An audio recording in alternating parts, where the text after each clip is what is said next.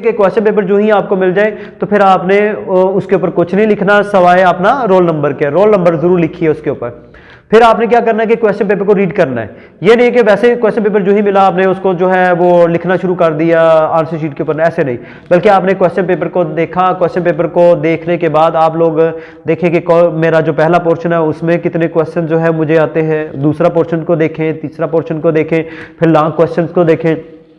फिर आपने जब लॉन्ग क्वेश्चंस को देखना है तो लॉन्ग क्वेश्चंस में ये इंतहाई अहम बात है कि आपने ए पार्ट करना है या बी पार्ट, अल्फ जुज करनी है या बे जुज करनी है। मिसाल के तौर पर आपने वो क्वेश्चन सिलेक्ट करना है जिसकी आपको ए पार्ट भी आता हो, बी पार्ट भी आता हो, वो वाला। ये ना हो कि ए पार्ट आप क्वेश्चन नंबर 5 का कर रहे हैं और बे पार्ट जो है, बी पार्ट जो है, बे जुज जो है वो क्वेश्चन नंबर 6 की कर रहे हैं, ऐसे नहीं। जो आपने क्वेश्चन सिलेक्ट करना है ए पार्ट भी उसका हो, बी पार्ट भी उसका हो, ठीक है, अलफ जुज भी उसकी हो उसी की और बेजुज भी उसी की हो।